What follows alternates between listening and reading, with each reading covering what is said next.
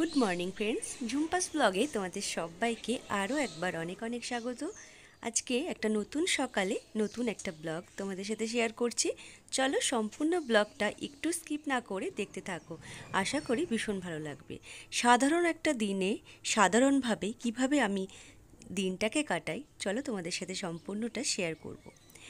সকালবেলায় স্নান সেরে নিয়ে আমি ফুল তুলতে চলে এসেছি, আর সাথে তুলসী পাতাও তুলে নিচ্ছি কিছুটা, কারণ সকাল সকাল আজকে পুজোটা করে নেব। যেহেতু আজকে বৃহস্পতিবার, তাই সকালের যে বাসি কাজ থাকে সেগুলোকে কমপ্লিট করে নিয়ে স্নান সেরে পুজোটাকে করে নিচ্ছি। ছাদে বেশ কিছুটা নয়নতারা ফুল এবং করবী ফুল ফুটেছিল, প্রত্যেকটা দিনই ফুটছে এই গরমকালে, আর বেশ ভালো লাগে গাছের এই ফুলগুলো তুলে আমার পুজো করতে। তাই ছাদ থেকে যে কটা ফুল হয়, বেশ অনেকগুলোই ফুল হয়েছে দেখতে পাচ্ছ। সাথে তুলসী পাতাটাও তুলে নিয়েছি। ফুলগুলো এবার ঠাকুর ঘরে রেখে দেব। এরপর ভগবানের আলেখ্যগুলোকে আমি একটু মুছিয়ে নেব। মুছিয়ে নেওয়ার পর একটু চন্দন বেটে নিচ্ছি, কারণ চন্দন দিয়ে ভগবানের টিপ পরাবো। চন্দন সেবা এই মাসে মাহাত্ম্য রয়েছে অনেক। আমরা সকলে জানি এটা বৈশাখ মাস, আর বৈশাখ মাস আর 4টে বাকি মাসের মতো এই মাসটাও কিন্তু ভগবানের অতি প্রিয় একটা মাস। এই মাসকে মাধব মাস বলা হয়। আর এই মাসে ভগবানের তুমি যেটুকু সেবা করবে তার কিন্তু সহস্র গুণ ফল তুমি লাভ করতে পারবে। যদিও ফল লাভ করার জন্য আমরা ভগবানের সেবা করি না, আমরা ভগবানকে সন্তুষ্ট করতে চাই, ভগবানকে ভালোবাসি বলে। আমরা চাই ভগবানের যেসব জিনিসগুলো প্রিয় সেই সব জিনিস দিয়ে ভগবানের সেবা করতে, আর ভগবানকে ভোগ নিবেদন করতে, ভগবানকে সন্তুষ্টি করতে। গোপালকেও আমি টিপ পরিয়ে নিলাম। দেখো চোখের কোনায় একটু চন্দনটা চলে গেছিলো, তাই আমি মুছিয়ে নিলাম, আর বাকি ভগবানদেরও টিপ পরিয়ে নিচ্ছি। এরপর আমি ফল বনিয়ে নিচ্ছি ভগবানের ভোগ নিবেদনের জন্য। আমরা এই মাসে ভগবানের আরতি করতে পারি, ভগবানকে তুলসী সেবা করতে পারি, তুলসীর মালা বা তুলসী চরণে অর্পণ, যে যেভাবে পারবে সম্ভব সেভাবে ভগবানকে নিবেদন করতে পারে, কারণ তুলসী ভগবানের অতি প্রিয়। তুলসী মহারানীকে ভগবানের প্রেয়সী বলা হয়। অনেকেই বৈশাখ মাসের প্রথম দিন থেকে তুলসী গাছে ঝাড়া বাঁধে। এই একটা মাস তুলসী মহারানীকে ঝাড়ার মাধ্যমে জল দান করা হয়। যেহেতু এই মাসটাতে সূর্যের তাপ অতি প্রখর হয়ে থাকে, তাই তুলসী মহারানী কিন্তু মাটিটা শুকিয়ে যায় আর অতি কষ্ট হয়। তাই এই মাসে ঝাড়ার মাধ্যমে যদি আমরা জলদান করি সকাল ও বিকাল, তাহলে কিন্তু এক ফোঁটা ফোঁটা করে জল তুলসী মহারানী সব সময় পেয়ে থাকে সারাদিন। প্রখর রোদে তার অতিরিক্ত কষ্ট হয় না, এতে কিন্তু ভগবানও অনেক খুশি হয়। ঝাড়া বাঁধা না হলেও বছরে 365 দিনই কিন্তু তুলসী মহারানীকে আমাদের স্নান সেরে জলদান করা উচিত। তাই অবশ্যই আমাদেরকে জলদান করতে হবে। আরতির জন্য থালাটাকেও রেডি করে নিলাম, ঘণ্টা, ময়ূর পাখা আর পুষ্প, আর সাথে 3টে ধূপ দিয়ে আমি ভগবানের আরতি করে নিয়েছি। এরপর আমি তুলসী মহারানীকে জল প্রদান করে নেব। 1 ঘটি এখানে আমি জল নিয়ে নিয়েছি। আমি এখানে সাধারণ জলই কিন্তু নিয়েছি, আর সেই জলটাই আমি তুলসী গাছের গোড়াতে খুব ভালোভাবে দিয়ে দেব।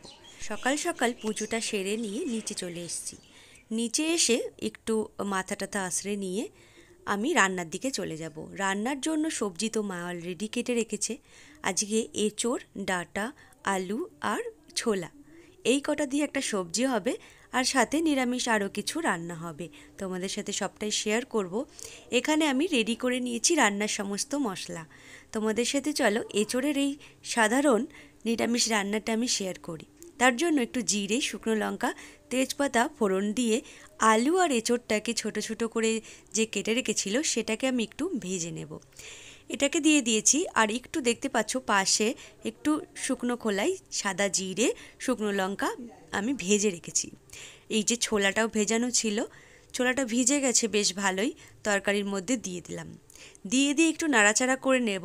আলু আর এঁচোড়ের সাথে ছোলাটাকেও একটু ভাজা ভাজা করে নেব। এখনও কিন্তু আমি এতে নুন হলুদ অ্যাড করিনি।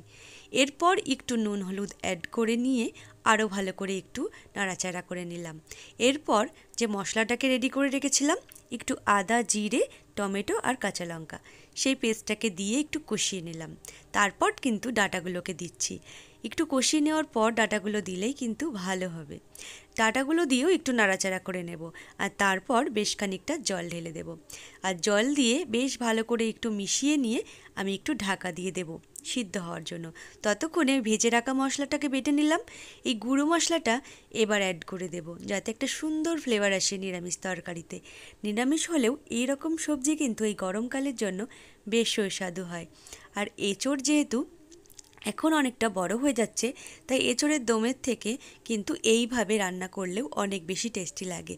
ভাজা মশলাটা কিছুটা আমি দিয়ে দিলাম আর কিছুটা রেখে দিচ্ছি, কারণ পরে আলু পটল আর সোয়াবিন দিয়ে একটা তরকারি করব, আর সেই তরকারির মধ্যেও কিছুটা ভাজা মশলা অ্যাড করব।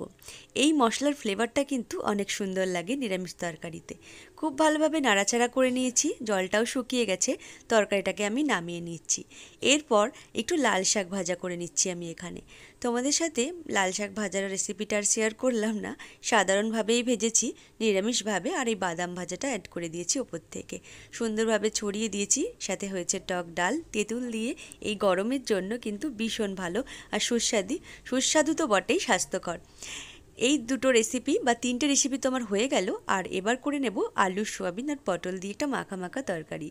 আর তার জন্য সোয়াবিন আর পটলটা তো ভেজে রেখেছিলাম আগের থেকে, আলুটাকেও খুব ভালোভাবে ভেজে নিয়ে ওই একই মশলা আগে যে তরকারিতে ব্যবহার করছি সেটা কিন্তু আমি এই তরকারিতেও দিয়েছি।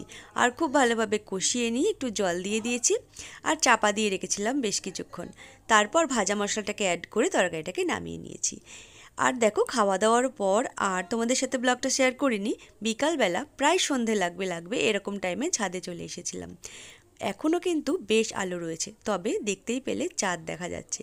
আর গাছের গোড়া কিন্তু একদম শুকিয়ে রয়েছে। আমি যেহেতু সকালবেলায় জল দেওয়া হয় না, তাই বিকালবেলায় কিন্তু গাছগুলোতে খুব ভালোভাবে জল দিয়ে নিই।